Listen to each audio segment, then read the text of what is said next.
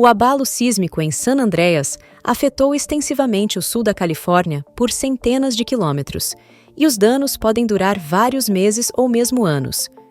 Após uma extensa observação ao longo dos anos, os cientistas da NASA divulgaram a possibilidade de uma falha de San Andreas ter finalmente se rompido. Isso não parece ser surpreendente, mas sim algo que era esperado. A questão é se realmente haverá inundações na Terra, já que a existência humana será impactada após a divulgação de uma inovadora conferência de cientistas da NASA. Eles revelaram que a falha de San Andreas é uma característica geológica proeminente que corta através do solo. A Califórnia testemunhou uma rachadura sem precedentes devido à falha de San Andreas, uma transformação continental resultante de uma penetração lateral direita que se estende por aproximadamente 750 milhas. A população da Califórnia está localizada ao longo da falha de San Andreas, que desempenha o papel de fronteira tectônica entre as placas do Pacífico e norte-americana. Historicamente, o VOLT foi categorizado em 3 partes principais: centro, norte e sul, para fins científicos, cada uma caracterizada por propriedades distintas e diferentes níveis de risco sísmico. A falha registra uma taxa média de deslocamento de 0,79 a 1,38 polegadas por ano. A identificação inicial da falha de San Andreas remonta a 1895, creditada ao professor Andrew Lawson, da UC Berkeley. Após o terremoto de 1906 em São Francisco, o professor Lawson foi encarregado de identificar a origem do tremor. Ele começou o processo medindo e mapeando as deformações, como divisões em cercas ou estradas na superfície. Ao representar esses locais no mapa, observamos que formaram uma linha quase perfeita sobre uma falha anteriormente reconhecida por ele. Dessa forma, concluiu-se que o terremoto deve ter sido causado por essa falha, que não está associada a diferentes locais. Na proximidade de Muscle Rock, ao longo da costa de Daly City, a parte central da falha estende-se na direção noroeste, percorrendo o trajeto de Parkfield até Hollister. Enquanto a seção que atravessa Parkfield é propícia a terremotos, a parte restante da região central apresenta uma característica conhecida como penetração sísmica, no qual o solo se desloca continuamente sem provocar tremores. Essa dinâmica é atribuída a um limite de transformação. A parte da falha, referida como segmento Mojave, tem início próximo em Bombay Beach, Califórnia, onde a atividade sísmica pode ser mais pronunciada. Essa falha se estende para o noroeste ao longo da base norte das montanhas de San Gabriel, cruza a região de Buzzgown e segue ao longo da base sul das montanhas de San Bernardino, frequentemente chamadas de faixa transversal, resultado do movimento ao longo da falha de Santo André. Ela continua em direção noroeste, passando por Elizabeth Lake Road até a cidade de Elizabeth Lake. À medida que atravessa as cidades de Gorman, Tiran, O Paso e Fraser Park, a falha começa a curvar-se para o norte, formando uma grande curva conhecida como Big Bend. Essa curva restritiva é identificada como o ponto onde a falha fica trancada no sul da Califórnia, com a ocorrência de terremotos em um intervalo de aproximadamente 140 a 160 anos. Ao noroeste de Fraser Park, uma falha percorre a barreira do Cariço por uma extensão específica, uma área plana sem árvores, onde a maior parte da falha é visível.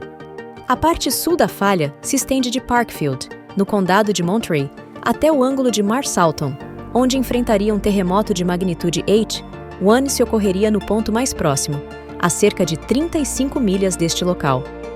Ao leste de Los Angeles, esse evento teria o potencial de causar a perda de vidas de milhares de pessoas em Los Angeles, San Bernardino, Riverside e regiões próximas. Além disso, resultaria em danos econômicos na ordem de centenas de bilhões de dólares, específicos dos impactos provocados por terremotos. Os terremotos ocorrem devido às porções superiores profundas que se movem ao longo da falha, ficando presas, devido ao atrito e outras forças que seguram as duas placas.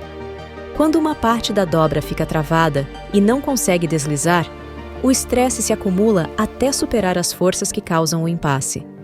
Nesse ponto, a tensão é liberada, e cada lado da falha passa subitamente pelo outro para compensar a distância que manteve percorrido durante o tempo em que ficaram presos ao longo dos anos desde sua formação.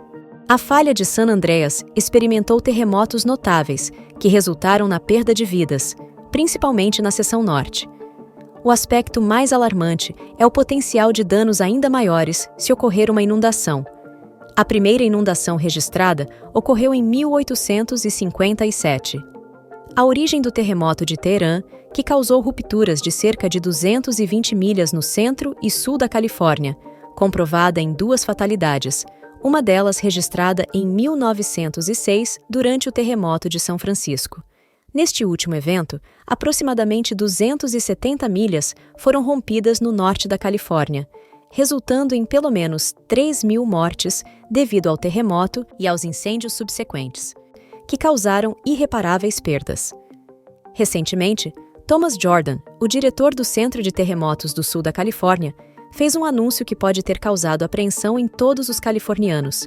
Ele indicou que a falha de San Andreas parece estar em um estado crítico, o que sugere a possibilidade de um grande terremoto iminente. Embora os tremores sejam mais intensos do que os vivenciados nos últimos anos, os moradores da Califórnia não estão surpresos com essa atualização. Persiste uma incerteza, já que ninguém sabe exatamente quando a parte sul da falha, que aparentemente está presa e sob tensão, poderá desencadear um grande terremoto. A declaração representa uma liberação significativa de estresse para o sistema de falhas de San Andreas, algo que não ocorreu desde 1857. Isso pode ser tão significativo quanto a destruição retratada no filme San Andreas. O filme terminou com uma falha provocando um terremoto de magnitude de 9,0, o que foi notável. Análises recentes restringiram a magnitude máxima possível de um terremoto ao longo do sistema de falhas de San Andreas para 8,0. A sequência de eventos conforme retratada no filme é suspeita, e os residentes da Califórnia devem ter a certeza de que se trata apenas da imaginação dos atores de cinema, que projetam danos significativos que poderiam ocorrer em caso de terremoto. Com base nesse cenário, descobriu-se que os danos seriam mais graves para edificações ao longo da falha. Felizmente, construções desse tipo são raras, seguindo a legislação de zoneamento renovada após o terremoto de Alquiz-Priola em 1972. Esse retrocesso afetaria 966 estradas, 90 cabos de fibra óptica, 39 tubulações de gás e 141 linhas de energia que atravessam edifícios. Na zona telefônica, o custo total dos danos aos edifícios foi estimado em 33 bilhões de dólares. Após o terremoto de Northridge, onde as redes de gás, água e energia foram interrompidas, esperamos que os custos relacionados a incêndios sejam elevados. Os recursos destinados a contas hospitalares, seguros residenciais e outros estabelecimentos seriam redirecionados para lidar com esses eventos, prevendo até mesmo o número de mortes estimado em 1.800. É exatamente quando as coisas parecem não poder piorar que o evento principal desestabiliza a tectônica da região a tal ponto que uma série de ameaças potencialmente poderosas, como tremores secundários, ocasionalmente ocorrem. Por exemplo, em 2011, Christchurch, na Nova Zelândia, foi atingida por um evento de magnitude de 6,2. Desde então, a cidade e a região circundante experimentaram mais de 10.000 tremores secundários. Felizmente, o filme San Andreas é pura ficção, apresentando níveis de exagero aos quais estamos acostumados com cineastas que, ironicamente, também são baseados no sul da Califórnia. Não esperamos, com certeza, que o San Andreas provoque um terremoto significativo em um futuro próximo.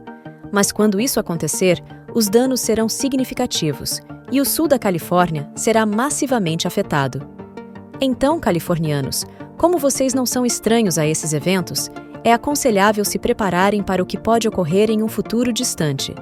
Pode ser possível que o governo adote medidas para diminuir as consequências desse evento em potencial. Vamos aguardar e observar o que se desenrolará em breve. Chegamos ao fim do vídeo de hoje. Agradecemos por assistir até o final. Qual é a sua opinião sobre se preparar para um terremoto? Você optou por se mudar ou tem outros pensamentos a compartilhar? Deixe seus comentários na seção abaixo. Se você gostou deste vídeo, não se esqueça de dar um like, compartilhar e se inscrever para mais conteúdo.